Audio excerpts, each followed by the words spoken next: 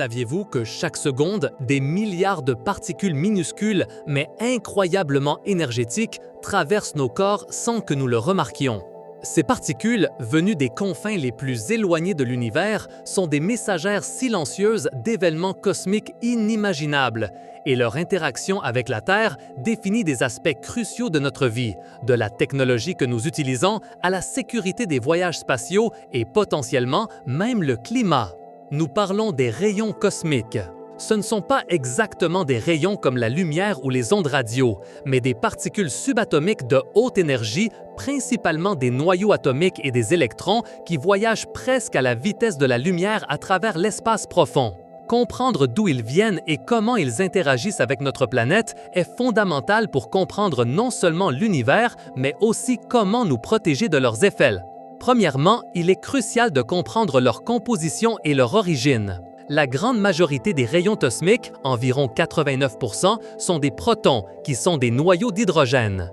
10% supplémentaires sont composés de noyaux d'hélium, c'est-à-dire de particules alpha. Le pourcentage restant, à peine 1%, comprend des noyaux d'éléments plus lourds, du lithium à l'uranium, ainsi qu'une petite fraction d'électrons et de positrons. Cette composition nous donne des indices sur les processus astrophysiques qui les génèrent. Quant à leur origine, les rayons cosmiques sont généralement classés en 3 catégories principales. Premièrement, nous avons les rayons cosmiques solaires, qui sont générés par le Soleil lors d'événements énergétiques tels que les éruptions solaires et les éjections de masse coronale. Ces particules ont généralement des énergies relativement faibles, de l'ordre du méga-électronvolt, et leur impact se fait principalement sentir à l'intérieur du système solaire interne. Cependant, elles peuvent être suffisamment intenses pour affecter les opérations des satellites proches de la Terre et représenter un risque pour les astronautes en dehors de la protection de la magnétosphère terrestre. Deuxièmement, et beaucoup plus important par leur énergie et leur abondance, se trouvent les rayons cosmiques galactiques. Ceux-ci proviennent de l'extérieur du système solaire, mais à l'intérieur de notre propre galaxie, la Voie lactée. On pense que la plupart d'entre eux sont accélérés par les ondes de choc produites par les supernovas, les explosions cataclysmiques d'étoiles massives en fin de vie. Ces explosions libèrent des quantités d'énergie astronomiques, créant des environnements parfaits pour accélérer les particules à des vitesses extrêmes. D'autres sources possibles incluent les pulsars, les étoiles à neutrons et peut-être même les environnements extrêmes autour des trous noirs stellaires. Les énergies des rayons cosmiques galactiques peuvent varier largement, de centaines de méga-électronvolts à des énergies dépassant les 1000 billions d'électronvolts, ce qui est connu sous le nom d'énergie ultra-haute. Pour mettre cela en perspective, une seule particule de rayons cosmiques d'énergie ultra-haute peut avoir la même énergie qu'une balle de baseball lancée à 160 km/h.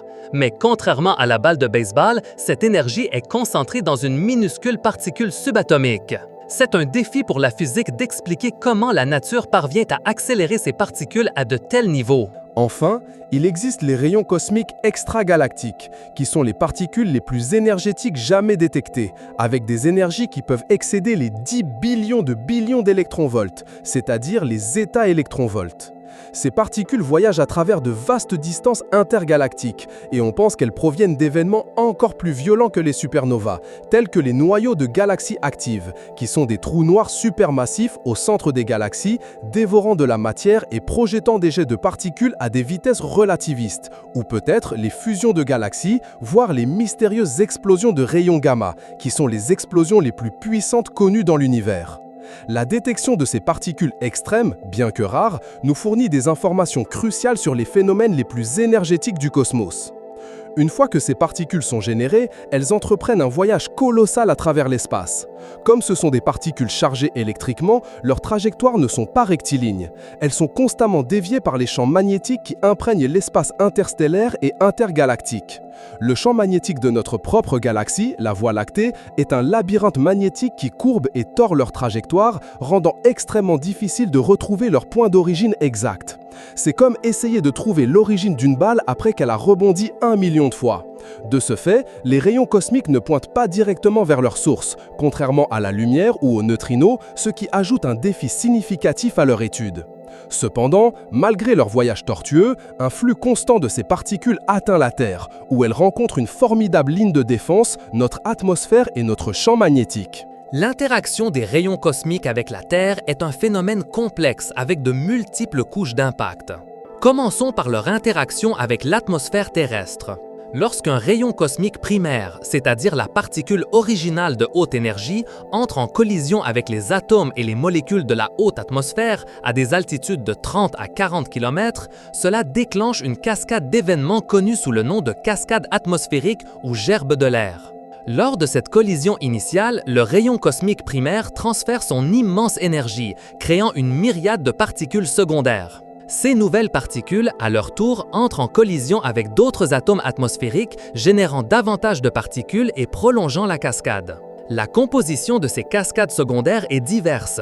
Elles incluent des muons, qui sont des particules élémentaires similaires aux électrons, mais beaucoup plus massives, des neutrons, des électrons, des positrons et des photons de haute énergie. Certaines de ces particules secondaires, notamment les muons et les neutrons, parviennent à pénétrer l'atmosphère jusqu'à la surface terrestre et même dans les profondeurs souterraines, ce qui démontre l'énergie initiale des rayons cosmiques primaires. En fait, chaque seconde, plusieurs muons traversent le corps de chaque personne à la surface de la Terre sans causer de dommages apparents. L'atmosphère terrestre agit comme un bouclier protecteur massif. Sa densité et son épaisseur sont cruciales pour absorber la majeure partie de l'énergie des rayons cosmiques et empêcher les particules les plus dangereuses d'atteindre le sol. Au niveau de la mer, la dose de rayonnement des rayons cosmiques est très faible et est considérée comme faisant partie du rayonnement de fond naturel, qui inclut également le rayonnement terrestre des isotopes radioactifs dans le sol et le radon. Une conséquence fascinante de l'interaction des rayons cosmiques avec l'atmosphère est la production d'isotopes cosmogéniques. Lorsque les neutrons des cascades atmosphériques entrent en collision avec des atomes d'azote dans l'atmosphère, ils peuvent transformer l'azote 14 en carbone 14, un isotope radioactif. Le carbone 14 est alors incorporé au dioxyde de carbone atmosphérique et, via la photosynthèse, aux plantes et finalement à tous les êtres vivants. Une fois qu'un organisme meurt, il cesse d'incorporer du carbone 14 et l'isotope commence à se désintégrer à un rythme prévisible. En mesurant la quantité restante de carbone 14, les scientifiques peuvent déterminer l'âge d'objets organiques avec une précision étonnante. Cette technique, connue sous le nom de datation au radiocarbone, a révolutionné l'archéologie, la géologie et la paléoclimatologie, permettant aux chercheurs de dater des artefacts anciens, des restes humains, des sédiments lacustres et des carottes de glace. Par exemple, elle a été utilisée pour dater le suaire de Turin, révélant que son tissu a été créé au Moyen Âge, ou pour établir des chronologies précises des glaciations et des changements climatiques du passé lointain. Outre le carbone 14, d'autres isotopes tels que le beryllium 7, le beryllium 10 et le chlore 36 sont également produits et utilisés pour étudier les processus atmosphériques et géologiques. La deuxième ligne de défense vitale de la Terre est son champ magnétique, la magnétosphère. Ce vaste bouclier magnétique s'étend sur des milliers de kilomètres dans l'espace, déviant la plupart des particules chargées de moindre énergie des rayons cosmiques, les forçant à suivre des trajectoires en spirale autour des lignes de champ magnétique.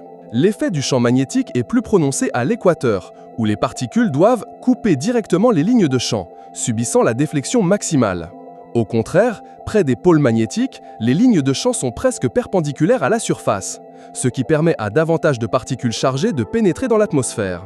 Cette perméabilité polaire explique pourquoi les astronautes et le personnel navigant sont plus exposés au rayonnement sur les routes polaires, et pourquoi les aurores boréales et australes sont plus fréquentes sous ces latitudes, bien que les aurores soient principalement causées par des particules du vent solaire plutôt que directement par des rayons cosmiques galactiques ou extragalactiques. Cependant, la protection magnétique plus faible dans les régions polaires signifie une dose de rayonnement plus élevée pour l'aviation opérant sur ces routes. Il existe une région particulière de faiblesse dans le champ magnétique terrestre, connue sous le nom d'anomalie de l'Atlantique Sud.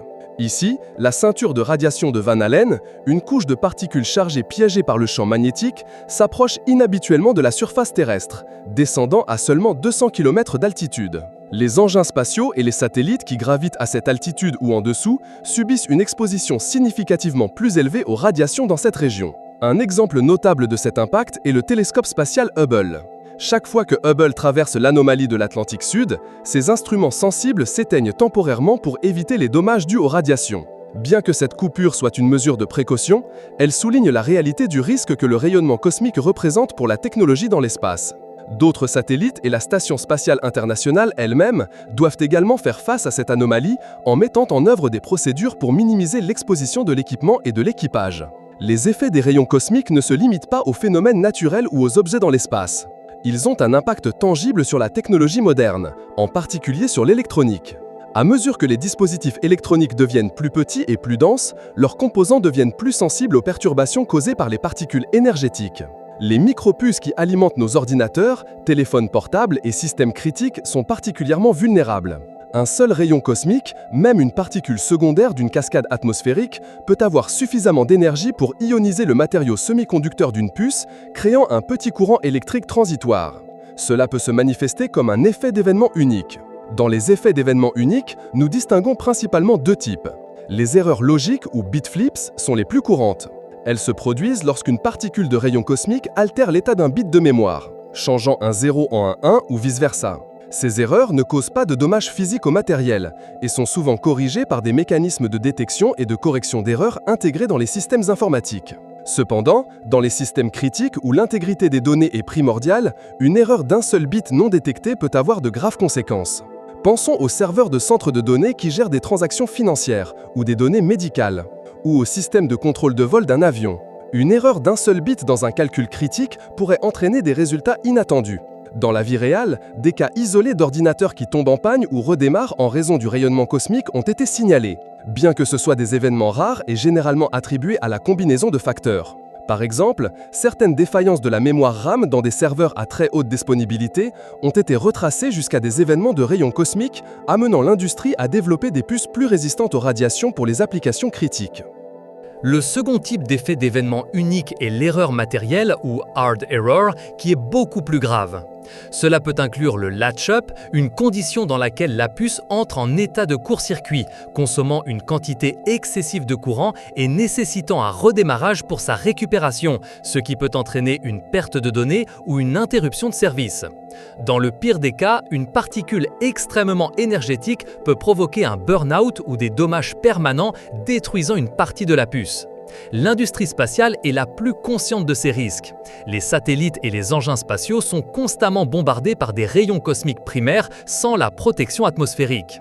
Chaque composant électronique envoyé dans l'espace doit être conçu et testé pour résister aux radiations. Cela implique l'utilisation de matériaux durcis aux radiations et d'architectures de circuits redondantes pour atténuer les risques.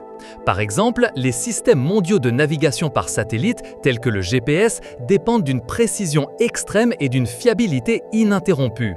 L'interruption du signal ou des erreurs dans le traitement des données dues à un rayon cosmique pourrait avoir des répercussions dans de multiples industries, de l'aviation à l'agriculture de précision. Mais la technologie spatiale n'est pas la seule concernée. Les avions commerciaux volant à des altitudes de 10 000 à 12 000 mètres opèrent dans un environnement où le rayonnement des rayons cosmiques est considérablement plus élevé qu'au niveau de la mer. L'atmosphère à cette altitude offre moins de protection et la dose de rayonnement augmente d'environ 100 à 300 fois par rapport à la surface terrestre. Cela signifie que les systèmes d'avionique des avions modernes, fortement informatisés, sont exposés à un flux constant de particules. Bien que les pannes catastrophiques soient extrêmement rares, grâce aux normes rigoureuses de sécurité et de redondance, des erreurs logicielles ou soft errors peuvent se produire.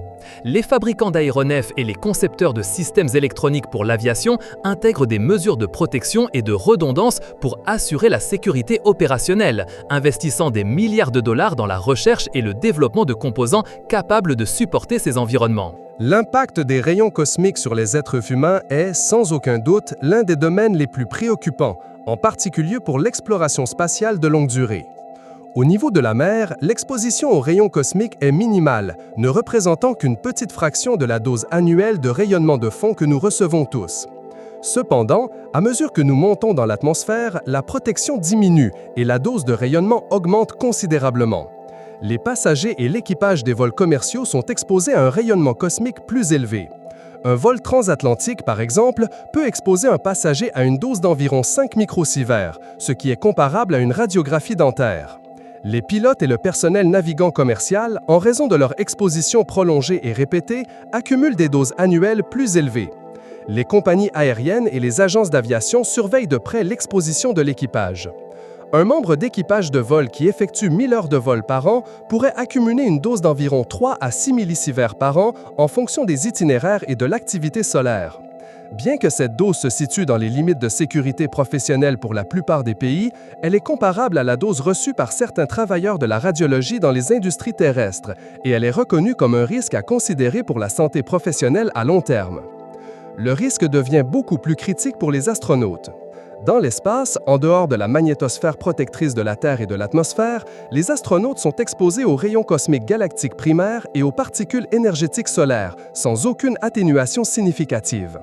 La Station spatiale internationale, qui orbite à l'intérieur de la basse magnétosphère terrestre, offre encore une protection limitée. Le risque principal se présente lors des missions au-delà de l'orbite terrestre basse, comme les voyages vers la Lune ou Mars.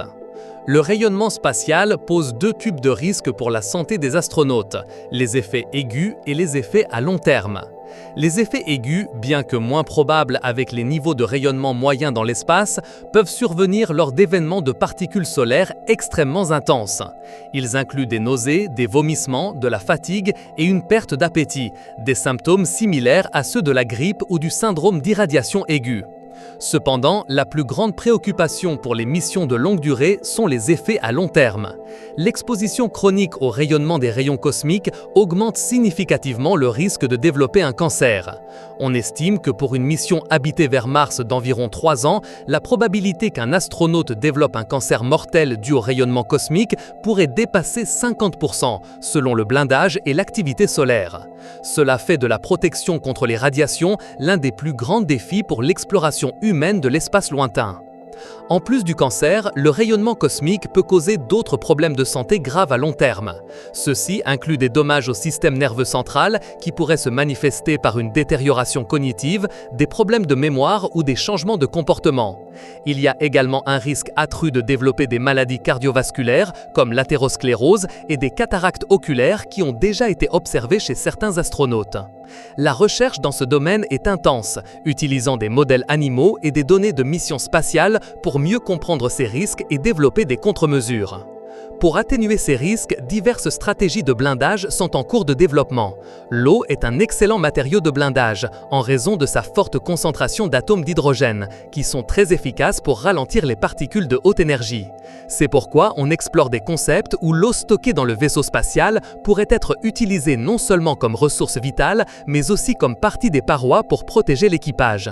D'autres matériaux prometteurs incluent le polyéthylène, un plastique commun, et des matériaux avancés à base d'hydrogène, qui sont plus légers et plus efficaces que l'aluminium, qui est le matériau prédominant des vaisseaux spatiaux actuels. Le blindage actif, qui utilise des champs magnétiques ou électrostatiques pour dévier les particules chargées, est un autre domaine de recherche avancé. Bien que prometteur en théorie, sa mise en œuvre pratique dans un vaisseau spatial est extrêmement complexe en raison des exigences en énergie, en poids et en volume de l'équipement nécessaire pour générer des champs magnétiques suffisamment puissants. La prédiction de la météo spatiale est également cruciale, permettant aux contrôleurs de mission d'alerter les astronautes afin qu'ils se réfugient dans des zones blindées du vaisseau lors d'événements intenses de particules solaires. Au-delà de la technologie et de la santé humaine, certains scientifiques ont formulé une hypothèse intrigante concernant l'influence possible des rayons cosmiques sur le climat terrestre. L'hypothèse de Svensmark, proposée par le physicien danois Henrik Svensmark, suggère que les rayons cosmiques galactiques pourraient influencer la formation des nuages, en particulier les nuages bas, qui ont un effet de refroidissement sur la Terre. La théorie postule que lorsque les rayons cosmiques pénètrent l'atmosphère, ils ionisent les molécules d'air. Ces ions agissent comme des noyaux de condensation, fournissant des surfaces pour que la vapeur d'eau se condense et forme des gouttelettes de nuages. Selon cette hypothèse, un afflux plus important de rayons cosmiques entraînerait une formation accrue de nuages, ce qui à son tour réfléchirait davantage de lumière solaire vers l'espace, refroidissant ainsi la planète. L'activité solaire peut moduler le flux de rayons cosmiques galactiques atteignant la Terre. Pendant les périodes de forte activité solaire, le vent solaire est plus intense, créant un bouclier magnétique qui dévie davantage de rayons cosmiques loin de la Terre. Cela signifierait moins de rayons cosmiques atteignant l'atmosphère, moins de formation de nuages et par conséquent un réchauffement. Au contraire, pendant les périodes de faible activité solaire, davantage de rayons cosmiques atteindraient la Terre, entraînant plus de nuages et un refroidissement. Cette hypothèse a suscité un débat intense au sein de la communauté scientifique. Bien qu'une certaine corrélation ait été trouvée entre l'activité solaire, le flux de rayons cosmiques et la couverture nuageuse au fil des décennies, la relation de cause à effet n'est pas pleinement établie. La grande expérience Cloud au CERN, le Centre européen pour la recherche nucléaire, a étudié la relation entre les rayons cosmiques et la formation de particules dans l'atmosphère. Les résultats préliminaires ont montré que les ions produits par les rayons cosmiques peuvent effectivement augmenter la formation d'aérosols, qui sont des précurseurs des nuages. Mais l'ampleur de cet effet et son impact global sur le climat sont toujours sujets à recherche et débat. La plupart des climatologues s'accordent à dire que la variation solaire et les rayons cosmiques ont un impact bien moindre sur le climat terrestre que les gaz à effet de serre émis par les activités humaines. Cependant, la recherche reste importante pour comprendre tous les facteurs qui influencent le système climatique complexe de la Terre. La détection et l'étude des rayons cosmiques sont des domaines de recherche actifs et fascinants. Étant donné la nature évasive de ces particules, les scientifiques utilisent une variété de détecteurs, aussi bien au sol que dans l'espace, pour les capturer et les analyser. Sur Terre, des observatoires géants ont été construits pour étudier les rayons cosmiques d'ultra haute énergie. Un exemple proéminent est l'observatoire Pierre-Auger, situé dans la province de Mendoza, en Argentine. Cet observatoire est le plus grand détecteur de rayons cosmiques au monde, couvrant une superficie de 3000 km², comparable à la taille de la province de Corrientes. Il se compose d'un réseau de plus de 1600 détecteurs de surface, chacun avec un réservoir d'eau ultra pure et de 24 télescopes à fluorescence. Lorsqu'un rayon cosmique d'ultra haute énergie frappe la haute atmosphère, il produit une cascade de particules secondaires qui s'étend sur des kilomètres carrés à la surface. Les détecteurs de surface de l'observatoire Pierre-Auger détectent ces particules secondaires lorsqu'elles traversent l'eau, générant des éclairs de lumière Cherenkov. En analysant les données de multiples détecteurs, les scientifiques peuvent reconstruire la trajectoire, l'énergie et la composition de la particule cosmique primaire qui a initié la cascade. Les télescopes à fluorescence, d'autre part, détectent la lumière ultraviolette qui est émise lorsque les particules de la cascade excitent l'azote atmosphérique. Cette technique permet une mesure plus directe de l'énergie de la cascade. L'observatoire Pierre-Auger a été fondamental pour confirmer l'existence des rayons cosmiques d'ultra haute énergie et pour établir des limites sur leurs sources possibles, bien que leur origine exacte reste un mystère dans de nombreux cas. Un autre observatoire terrestre important est le télescope Array, situé dans le désert de l'Utah aux États-Unis. Bien qu'il soit de plus petite échelle que le Pierre-Auger, il est également dédié à la détection des rayons cosmiques d'ultra haute énergie en utilisant des méthodes similaires, combinant des détecteurs de surface et des télescopes à fluorescence. La collaboration entre ces observatoires est cruciale pour vérifier les découvertes et faire progresser la compréhension des rayons cosmiques les plus énergétiques. Pour étudier les rayons cosmiques de moindre énergie, qui sont déviés par l'atmosphère, les scientifiques utilisent des instruments basés dans l'espace ou sur des ballons de haute altitude. Le spectroscope magnétique alpha, ou AMS-02, est un détecteur de pointe monté sur la Station spatiale internationale. Il fonctionne depuis 2011, recueillant des données sur la composition et le flux des rayons cosmiques avec une précision sans précédent. Sa capacité à détecter l'antimatière, comme les positrons et les antiprotons, est particulièrement importante pour la recherche de preuves de matière noire. Un autre instrument clé fut le satellite Pamela, acronyme anglais de Expérience de charge de matière et d'antimatière avec détection de positrons, qui a fonctionné de 2006 à 2016. Cet instrument a réalisé des mesures détaillées de la composition et du spectre d'énergie des rayons cosmiques, fournissant des données précieuses qui ont complété les observations d'AMS-02. De plus, des expériences avec des ballons stratosphériques, comme ATIC, acronyme anglais de Instrument avancé de composition d'ions pour télescope, ont été lancés à de grandes altitudes pour étudier les rayons cosmiques avant qu'ils ne soient significativement altérés par l'atmosphère. Toute cette recherche vise à répondre à des questions fondamentales sur l'univers. Quelles sont les sources exactes des rayons cosmiques d'ultra haute énergie? Quels mécanismes les accélèrent à des vitesses si extraordinaires? Les rayons cosmiques peuvent-ils nous donner des indices sur la matière noire ou la nature de l'espace-temps aux énergies les plus extrêmes? La compréhension des rayons cosmiques est vitale non seulement pour la physique fondamentale, mais aussi pour les applications pratiques et la planification des futures missions spatiales. La capacité de prédire et d'atténuer l'impact des radiations cosmiques sera un facteur déterminant pour le succès et la sécurité des voyages habités de longue durée vers la Lune et Mars. Les avancées en matière de blindage des vaisseaux spatiaux, de surveillance en temps réel des radiations et de développement de médicaments radioprotecteurs sont des domaines de recherche prioritaires. De plus, l'étude continue des rayons cosmiques pourrait révéler des connaissances inattendues sur la géophysique terrestre, l'évolution de notre atmosphère et même l'habitabilité d'autres planètes. En résumé, ces particules invisibles qui parcourent des milliards d'années-lumière nous rappellent notre connexion intrinsèque avec le cosmos. Elles sont une interconnexion constante entre les phénomènes les plus violents de l'univers et notre vie quotidienne, depuis l'électronique que nous utilisons jusqu'aux vols que nous prenons et aux futures explorations spatiales dont nous rêvons. Cela nous amène à la profonde conclusion que l'espace, bien que distant, est interconnecté avec tout ce qui se passe ici sur Terre. Si ce voyage dans le monde des rayons cosmiques et leur influence surprenante vous a fasciné, assurez-vous de rejoindre notre communauté d'explorateurs. Abonnez-vous, appuyez sur le bouton j'aime, laissez un commentaire avec vos réflexions ou questions et partagez cette vidéo pour que davantage de personnes découvrent les mystères de l'univers avec nous.